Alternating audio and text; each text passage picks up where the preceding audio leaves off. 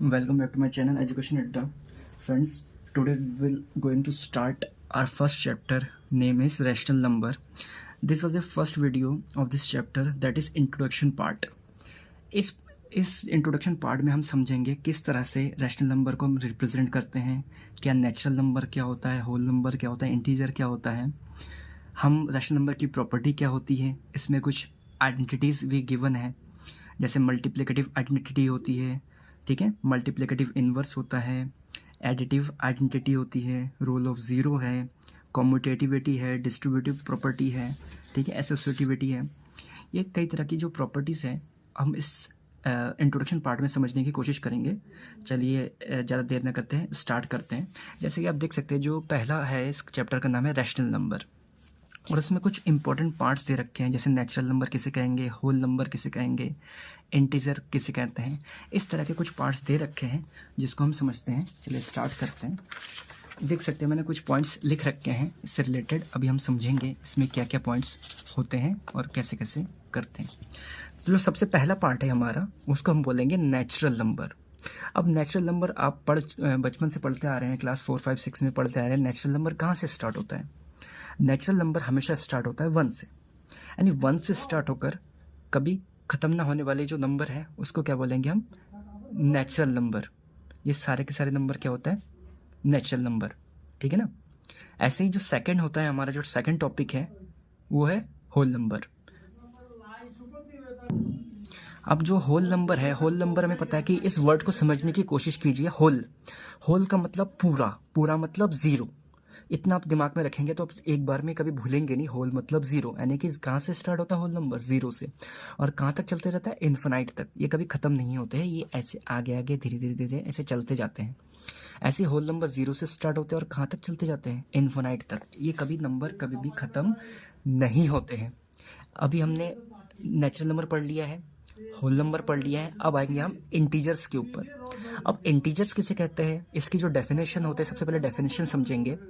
All the positive and negative whole number, all the positive and negative including zero are called integers. तो integers क्या बोलते हैं? सारे के सारे पॉजिटिव, नेगेटिव और ज़ीरो, वे सारे नंबर किस में आ जाते हैं? इंटीजर्स के अंदर आ जाते हैं। यानी natural number, whole number, integer, ये भी रैशनल नंबर होता है, ये भी रैशनल नंबर है, ये भी रैशनल नंबर है। वो कैसे होता है देखिए, जैसे मैंने एक नंबर ले लिया है 2। अब रैशनल नंबर क्या होता है? जिसको हम p/q के फॉर्म में लिख सकते हैं। p/q का मतलब क्या होता है कि एक न्यूमरेटर होना चाहिए और नीचे एक डिनोमिनेटर होना चाहिए। ऐसे कोई भी नंबर को हम क्या बोलेंगे? Rational number. कंडीशन क्या है इसमें? जो q है वो q भी कभी भी ज़ीरो नहीं हो सकता। q कभी भी ज़ीरो नहीं हो सकता। अब जैसे एक 2 है तो 2 के नीचे तो कुछ नहीं है, हमें तो एक ऊपर एक नीचे नंबर चाहिए, तभी तो वो रैशनल नंबर होगा ना। तो 2 के नीचे कुछ नहीं तो उसका मतलब 1 होता है। तो देखो ऊपर एक नंबर नीचे एक नंबर आ गया, तो इसको हम बोलेंगे रैशनल नंबर। ऐसे ही ज़ीरो ले लेते हैं, ज़ीरो नीचे नहीं आना चाहिए, ऊपर आ जाए चल जाएगा। तो ज़ीरो के नीचे कुछ नहीं तो 1 मानो। देखो ये भी p/q के फॉर्म में है, यानी ये भी एक होल नंबर भी क्या होता है? रैशनल नंबर होते हैं। ऐसे इसके आगे वाला समझने की कोशिश करते हैं, वो है इंटीजर्स। इंटीजर कुछ भी ले लेते हैं, जैसे ले लेते हैं -2। अब -2 के नीचे कुछ नहीं, इसके नीचे भी आप 1 मान सकते हो। ये भी देखो p/q के फॉर्म में है, ऊपर p नीचे q, यानी कि एक नंबर ऊपर होना चाहिए, एक नंबर नीचे होना चाहिए, तो आपका क्या बन जाएगा? वो रैशनल नंबर। इससे हमें पता चला कि नेचुरल नंबर रैशनल नंबर होते हैं, होल नंबर भी रैशनल नंबर होते हैं, इंटीजर्स भी रैशनल नंबर होते हैं।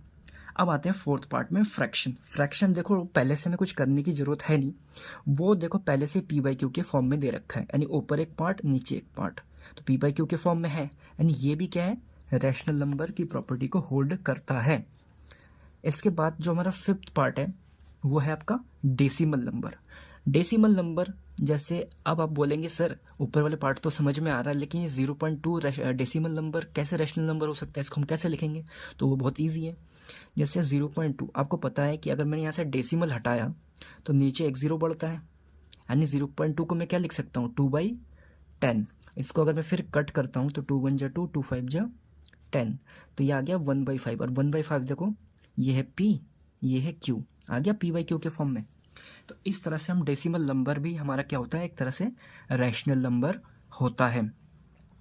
अब आएंगे हम रैशनल नंबर की प्रॉपर्टी में, इसको अच्छे से समझेंगे। अगर ये समझ में आ गया तो आप इस चैप्टर को बड़ी आसानी से कर सकते हो। चलिए बढ़ते हैं आगे।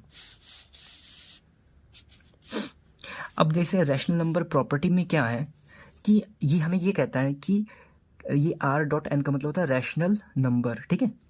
तो जब भी किसी दो रैशनल नंबर को ऐड करते हैं उसका आंसर भी किस में आ जाता है, रैशनल नंबर पे आता है। कैसे देखते हैं, एक नंबर ले लो 5, एक नंबर ले लो 6, तो 5 और 6 को अगर ऐड करोगे क्या आ गया 11। देखो ये भी एक रैशनल नंबर है क्योंकि इसको मैं 5/1 लिख सकता हूँ, ये भी रैशनल नंबर है क्योंकि इसको मैं 6/1 लिख सकता हूँ। जब इन दोनों का सम करोगे क्या आ गया 11, 11 को भी मैं 11/1 लिख सकता हूँ, यानी कि ये रैशनल नंबर की प्रॉपर्टी को होल्ड करता है। ऐसे ही सेकंड है rational number minus rational number. अगर मैं लेता हूँ 6 - 2, तो 6 में से 2 चला गया क्या होगा 4। देखो 4 के नीचे 1 लिख सकता हूँ, एंड ये भी क्या है हमारा एक रैशनल नंबर की प्रॉपर्टी को होल्ड करता है। ऐसे थोड़ा सा आगे बढ़ेंगे, थर्ड प्रॉपर्टी जो कि रैशनल नंबर की मल्टीप्लाई रैशनल नंबर से अगर हम करते हैं तो क्या आता है। जैसे देख लेते हैं, अगर मैं 4 की मल्टीप्लाई 4 से करता हूँ तो कितना आ जाएगा 16, और 16 के नीचे मैं 1 मान सकता हूँ जिससे कि ये एक रैशनल नंबर बन जाएगा। यानी कि रैशनल नंबर की जब दो रैशनल नंबर की मल्टीप्लाई आप करते हो तो जो आता है आंसर वो भी क्या होता है आपका एक रैशनल नंबर होता है। आई होप आपको समझ में आ रहा होगा मैं क्या कह रहा हूँ। इसके बाद हम आगे बढ़ते हैं एक आगे वाले टॉपिक के ऊपर जो कि लास्ट बचा है रैशनल नंबर की प्रॉपर्टी, जो कि डिवाइड। डिवाइड में हम क्या कर सकते हैं, जैसे एक नंबर ले लो 8, उसको किसी भी एक नंबर से डिवाइड कर दो 4 से, तो 4 2 जा 8, आगे आंसर 2, तो 2 के नीचे अगर 1 मानते हैं तो देखो ऊपर वाला पार्ट P नीचे वाला पार्ट Q, तो ये भी रैशनल नंबर की प्रॉपर्टी को होल्ड कर रहा है। यानी कि रैशनल नंबर चाहे वो मल्टीप्लाई हो, एडिशन हो, सब्ट्रैक्शन हो, जो आंसर आता है वो भी किस फॉर्म में आ जाता है, रैशनल नंबर की फॉर्म में आ जाता है। इससे हम ये समझ गए हैं कि रैशनल नंबर चाहे वो ऐड करो, सब्ट्रैक्ट करो, मल्टीप्लाई करो, डिवाइड करो, जो आंसर रिजल्ट आएगा वो भी क्या आ जाएगा एक रैशनल नंबर आएगा। आई होप आपको ये समझ में आ गया होगा।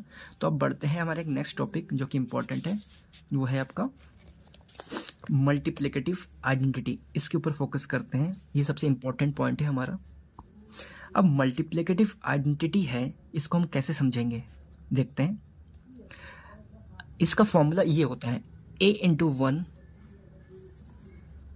अब जरा इसको ध्यान से देखने की कोशिश कीजिए, a/1 मल्टीप्लिकेटिव आइडेंटिटी का मतलब होता है 1, क्योंकि 1 को आप किसी से भी मल्टीप्लाई करो, चाहे 1 लाख से करो, 1 करोड़ से करो, तो आएगा तो रिजल्ट नंबर ही ना। क्योंकि 1 जैसे 100 बन जाए 100, 1 लाख बन जाए 1 लाख, 1 करोड़ बन जाए 1 करोड़, मतलब इसको किसी से भी मल्टीप्लाई करो वो सेम नंबर ही आ जाता है। जैसे मैंने दिखाया ए एक नंबर हो गया 2, आइडेंटिटी 1, तो 2 × 1 लिखो चाहे 1 × 2 लिखो, आंसर कितना आएगा, आंसर तो सेम ही आएगा ना।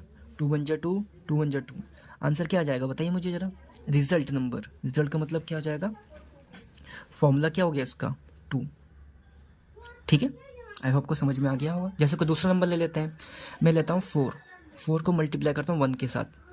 आपने कहा चलो ठीक है सर, अपने 4 × 1 लिखा है, चलो अब उसको उल्टा करके भी लिख लेते हैं 1 × 4, 4 बन जा 4, इधर भी आएगा 1 × 4 4 आएगा।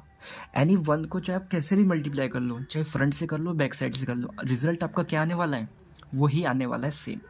आई आपको समझ में आ गया होगा। 1 इज़ द मल्टीप्लिकेटिव आइडेंटिटी, ये एक रूल होता है, याद रखिए इसको। अब बढ़ते हैं नेक्स्ट जो है मल्टीप्लिकेटिव इन्वर्स। अब मल्टीप्लिकेटिव इन्वर्स का मतलब क्या होता है समझते हैं, देखते हैं। जैसे एक नंबर आप ले लो, जैसे मैंने एक नंबर ले लिया है 2/6, इसका मल्टीप्लिकेटिव इन्वर्स का मतलब होता है इसका रेसिप्रोकल करना, उल्टा करना। जैसे 2/6 को मैं क्या लिख सकता हूँ 6/2। मल्टीप्लिकेटिव इन्वर्स का मतलब ये होता है, अगर किसी क्वेश्चन में आपसे पूछा है कि what is the multiplicative inverse of 2/6, तो आपको क्या लिखना है 6/2। यानी कुल मिला के कुछ हमें ऐसे कैंसिल आउट करना है कि उसका रिजल्ट क्या आ जाए 1। देखो कैसे, अगर 2/6 को मैं मल्टीप्लाई कर देता हूँ 6/2 के साथ, तो 2 से 2 कट गया, 6 से 6 कट गया, कितना बचा 1। तो इसको बोलते हैं मल्टीप्लिकेटिव। इसको ये 1 तो मल्टीप्लिकेटिव आइडेंटिटी है, लेकिन ये क्या है मल्टीप्लिकेटिव इन्वर्स। इन्वर्स का मतलब कोई भी नंबर गिवन होगा आपको चुपचाप उसका क्या कर देना है, रेसिप्रोकल कर देना। तो इस तरह से आपका मल्टीप्लिकेटिव इन्वर्स आ जाता है। आई होप आपको ये पॉइंट समझ में आ गया होगा। अगर ये पॉइंट समझ में आ गया होगा तो अब हम बढ़ेंगे नेक्स्ट पॉइंट की तरफ, जो कि है एडिटिव आइडेंटिटी देखते हैं। देखिए अब है हमारा इंपॉर्टेंट टॉपिक एडिटिव आइडेंटिटी, जिसको हम दूसरे फॉर्म में बोल सकते हैं रोल ऑफ ज़ीरो। ज़ीरो का क्या रोल है, कैसे इसको करना है, उसको समझते हैं। देखो, अगर किसी भी रैशनल नंबर को अगर आप ज़ीरो से ऐड करोगे तो रिजल्ट क्या आने वाला है, रैशनल नंबर ही आने वाला है। समझते हैं कैसे। जैसे मैंने 3/4 लिखा, 3/4 को मैं ज़ीरो के साथ ऐड करूँगा। ज़ीरो मतलब कुछ नहीं, ज़ीरो मतलब कुछ भी नहीं है। अगर मैं 0 + 1 करूँ तो आंसर तो यही आएगा ना, सेम टू सेम, क्योंकि ज़ीरो मतलब कुछ नहीं, तो ये सेम टू सेम आपका रिजल्ट आ गया है। तो इसको बोलते हैं role of zero. Role of zero का मतलब क्या होता है, ज़ीरो को आप किसी से भी ऐड कर दो या सब्ट्रैक्ट कर दो, ठीक है ना, लेकिन ये बैक साइड में होना चाहिए, तभी इसको कोई चेंजेस नहीं आता है। ठीक है, अब आते हैं इसके नेक्स्ट पॉइंट की तरफ, जो कि है कॉम्यूटेटिविटी, जो कि सबसे इंपॉर्टेंट पॉइंटों में से एक है। जैसे सबसे पहला क्या है, a + b = b + a। जैसे कोई भी एक नंबर ले लेते हैं 3 + 2। 3 + 2 को अगर मैं लिख दूँ 2 + 3, क्या इसके आंसर में कोई चेंजेस आएगा? 3 + 2 कितना होता है, 5, और 2 + 3 क्या होता है, 5। चाहे नंबर को आगे पीछे करके भी लिखो तो रिजल्ट आपका क्या आने वाला है, सेम। इसको बोलते हैं कॉम्यूटेटिविटी। कॉम्यूटेटिव मतलब होता है साथ में रहकर सेम आंसर निकालना। अब चेक कर लेते हो, यानी एडिशन की प्रॉपर्टी को होल्ड कर रहा है कौन, कॉम्यूटेटिविटी। याद रखिएगा, एडिशन फॉलो कर रहा है ये। अब सब्ट्रैक्ट मल्टीप्लाई में चेक कर लेते हैं। नंबर ले लेते हैं 4 × 2, इसको ऐसे लिख सकते हैं 2 × 4, 4 2 जा 8 और 2 4 जा 8, यानी इस प्रॉपर्टी को भी होल्ड कर रहा है, क्योंकि left hand side right hand side के इक्वल आ गया है। यानी कॉम्यूटेटिविटी मल्टीप्लाई को भी फॉलो करता है। अब देख लेते हैं सब्ट्रैक्शन की ओर। जैसे एक नंबर ले लेते हैं 6 - 2, इसी नंबर को थोड़ा सा पलट दो, 2 - 6 कर दो। 6 में से 2 चला गया, कितना बचेगा, 4। लेकिन अगर 2 में से 6 गया तो क्या बचेगा, -4। अब देख सकते हो लेफ्ट हैंड साइड तो पॉजिटिव है but right hand side negative है, यानी कॉम्यूटेटिविटी सब्ट्रैक्शन को फॉलो नहीं करता है, याद रखिए। ठीक है ना। अब बढ़ेंगे हम फोर्थ पार्ट की तरफ, डिवाइड में। जैसे एक नंबर लेते हैं 8/4, दूसरे में कर देते हैं 4/8। 4 2 जा 8, यानी इसका आंसर एक तरफ तो 2 आ रहा है, एक तरफ कितना आ जाएगा, 4 1 जा 4, 4 2 जा 8, यानी एक तरफ आ रहा है 2 और एक तरफ आ रहा है 1/2। तो left hand side is not equal to right hand side. इसका मतलब हमारा जो कॉम्यूटेटिविटी है वो डिवाइड के रूल को भी फॉलो नहीं करता है, ये भी याद रखिए। यानी कॉम्यूटेटिविटी एडिशन और मल्टीप्लाई को फॉलो करता है, लेकिन सब्ट्रैक्शन और डिवीज़न को फॉलो नहीं करता है, याद रखिए अच्छे से। अब बढ़ेंगे नेक्स्ट की तरफ, जो कि है एसोसिएटिविटी।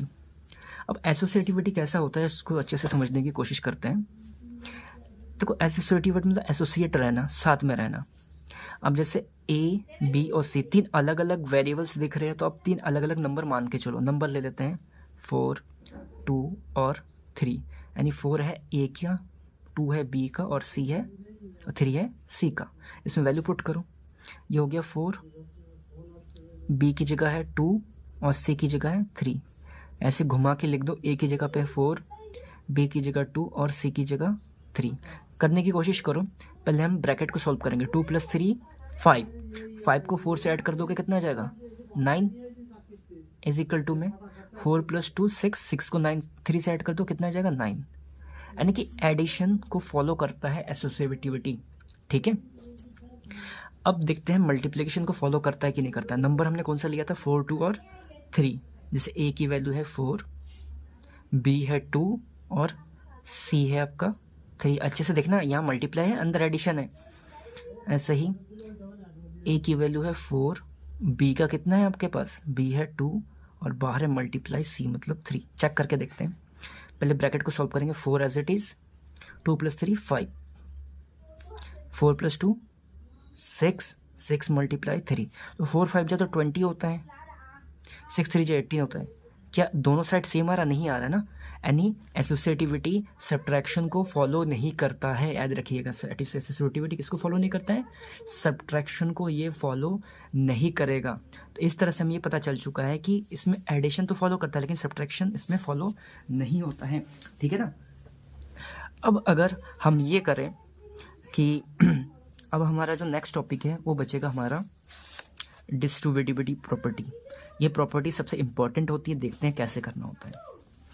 अब ए प्लस, देखो ये नाम ऐसे लिखा है प्रॉपर्टी, जैसे अगर मैं मान लूँ ए है 2, बी है 3 और सी है 2, कुछ भी नंबर मान सकते हो, उसमें वैल्यू पुट करके देखेंगे कि ये एडिशन को सब्ट्रैक्शन को होल्ड करता है या नहीं करता है। तो ए की जगह है 2, बी की जगह है 3 और प्लस सी की जगह पे है 2, तो ये क्या बन जाएगा ए बी का मतलब होता है ए इंटू बी। ए कितना है हमारे पास 2, बी कितना है 3 प्लस ए इतना है 2 और सी कितना है 2।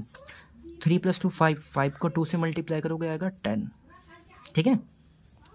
ऐसे 2 3 जा कितना हो गया 6 और 2 2 जा 4, तो ये 10 हो गया, 6 + 4 10 आ गया। आप देख सकते हैं हमारा जो लेफ्ट हैंड साइड है वो किसके इक्वल आ चुका है, राइट हैंड साइड के इक्वल आ चुका है। तो इस तरह से हमें ये पता चला कि our left hand side is equal to right hand side, यानी कि जो डिस्ट्रीब्यूटिविटी प्रॉपर्टी है वो एडिशन को फॉलो करता है, यानी ये सही हो गया है। अब सब्ट्रैक्शन को भी चेक कर लेते हैं। सब्ट्रैक्शन चेक करने के लिए हम क्या करेंगे, ए की वैल्यू कितनी थी हमारे पास 2, बी हमारे पास कितना है 3, उसमें से 2 को हटाना पड़ेगा। ए बी मतलब ए इंटू बी यानी 2 × 3, उसमें से माइनस करना पड़ेगा ए सी मतलब 2 × सी कितना है 2। अब देखो 2 मैंने लिखा है मल्टीप्लाई, 3 में से 2 चला गया 1, 2 3 जा 6 माइनस 2 2 जा 4 और 2 1 जा 2 इज इक्वल टू में 6 में से 4 चला गया कितना बचेगा 2। यानी मैं देख पा रहा हूँ कि इसने डिस्ट्रीब्यूटिव प्रॉपर्टी ने सब्ट्रैक्शन को भी होल्ड किया है, यानी कि ये प्रॉपर्टी भी हमारी सही है। तो इस तरह से हमारी जो इंट्रोडक्शन पार्ट है, जो कि रैशनल नंबर के सारे इंट्रोडक्शन पार्ट है, इस तरह से हमारा फिनिश होता है।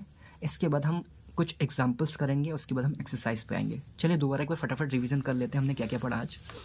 सबसे पहले हमने रैशनल नंबर पढ़ा, क्या होता है रैशनल नंबर पढ़ा हमने। उसके बाद रैशनल नंबर को किस फॉर्म में शो कर सकते हैं, पी वाई क्यू की फॉर्म में। नेचुरल नंबर पढ़ा 1 से स्टार्ट होता है। होल नंबर पढ़ा जो 0 से स्टार्ट होता है, ठीक है ना। इंटीजर पढ़ा जो कि नेगेटिव, 0 और पॉजिटिव इंक्लूड होता है। फ्रैक्शन पढ़ा जो इस फॉर्म में लिखा जा सकता है। डेसिमल नंबर पढ़ा जिसको हम रैशनल नंबर में कन्वर्ट कर सकते हैं। फिर हमने रैशनल नंबर की प्रॉपर्टी पढ़ी जो कि 4 प्रॉपर्टी होती है। इसमें ये कहता है कि रैशनल नंबर है जो कि एडिशन, सब्ट्रैक्शन, मल्टीप्लिकेशन और डिवीज़न सभी को होल्ड करता है। अब कुछ भी कर लो, आंसर भी हमारा क्या आने वाला होगा, रैशनल नंबर। फिर हमने पढ़ा मल्टीप्लिकेटिव आइडेंटिटी। मल्टीप्लिकेटिव आइडेंटिटी में हमने क्या देखा कि 1 को हम क्या बोलते हैं, मल्टीप्लिकेटिव आइडेंटिटी बोलते हैं। क्यों बोलते हैं, क्योंकि 1 को आप किसी से भी मल्टीप्लाई करो कि जो रिजल्ट आने वाला होता है वो आपका 1 ही आने वाला होता है। जैसे a × 1 या 1 × a करो, आंसर तो a ही आएगा। जैसे 1 × 3 और 3 × 1, 1 × 3 3, 3 1 जा 3। तो इस तरह से हमारे मल्टीप्लिकेटिव आइडेंटिटी भी हमने पढ़ लिया है, ठीक है ना। इसके बाद हमने क्या पढ़ा है, multiplicative inverse. Multiplicative inverse means जैसे 5/6 गिवन था तो इसी का हम पलट देंगे। फॉर एग्जांपल अगर कभी आपके पास रहता है -6/5 तो इसका मल्टीप्लिकेटिव इन्वर्स हो जाएगा, पॉजिटिव मत कर देना, यही सेम टू सेम रहेगा लेकिन नेगेटिव के साथ, ठीक है ना। और माइनस चाहे ऊपर लगा और नीचे लगा उसमें कोई फ़र्क नहीं पड़ता है, ठीक है। आप एडिशन में है तो प्लस में है तो प्लस वाला ही नंबर आएगा सेम टू सेम रेसिप्रोकल करके। अगर वो सब्ट्रैक्शन में है तो सब्ट्रैक्शन में ही आएगा। लेकिन कभी कभार नंबर अगर ऐसे होता है -2/4 पर -6, तो अब इसको क्या लिखोगे 6/2। बताओ कैसे, क्योंकि माइनस से माइनस तो कैंसिल आउट हो जाएगा ना, तो 2/6 पलट के क्या बन जाएगा 6/2। तो इस तरह से आप इस प्रॉपर्टी को कर सकते हैं। इसके बाद हमने क्या पढ़ा, एडिटिव आइडेंटिटी पढ़ा जिसको हम दूसरे फॉर्म में बोल सकते हैं role of zero. Role of zero का मतलब क्या होता है, ज़ीरो को आप किसी भी रैशनल नंबर से ऐड कर दो कि जो उसका रिजल्ट है वो भी क्या आने वाला होता है, रैशनल नंबर ही आने वाला होता है, ठीक है ना। ऐसे कॉम्पिटिटिविटी पढ़ा हमने। कॉम्पिटिटिविटी मतलब उसमें हमने देखा कि वो एडिशन को होल्ड करता है, वो मल्टीप्लाई को होल्ड करता है, लेकिन वो किसको होल्ड नहीं करता है, सब्ट्रैक्शन को और डिवीज़न को ये होल्ड नहीं करता है। इसके बाद हमने एसोसिएटिविटी पढ़ी है जिसमें एडिशन और सब्ट्रैक्शन देखा। एडिशन तो होल्ड करता है एसोसिएटिविटी, लेकिन किसको होल्ड नहीं करेगा, मल्टीप्लिकेशन को होल्ड नहीं करता है। इसके बाद लास्ट टॉपिक हमने पढ़ा है डिस्ट्रीब्यूटिव प्रॉपर्टी। इसमें हमने देखा वो एडिशन और सब्ट्रैक्शन दोनों को होल्ड करता है डिस्ट्रीब्यूटिव प्रॉपर्टी। ऐसे हम मल्टीप्लाई और डिवाइड को भी चेक कर सकते हैं। तो इस तरह से हमारा इंट्रोडक्शन पार्ट खत्म हो चुका है। फ्रेंड्स, अभी तक अगर इस चैनल को अपने सब्सक्राइब नहीं किया, प्लीज़ इस चैनल को सब्सक्राइब जरूर कर लीजिए और ऐसे ही इंटरेस्टिंग वीडियो देखने के लिए मेरे चैनल पर बने रहिए, शेयर जरूर कीजिए ताकि ज़्यादा से ज़्यादा जब भी मैं कोई नया वीडियो अपलोड करूँ उसका नोटिफिकेशन सबसे पहले आपको पहुँचे। थैंक यू, मिलते हैं अब एग्जाम्पल पे और एक्सरसाइज में।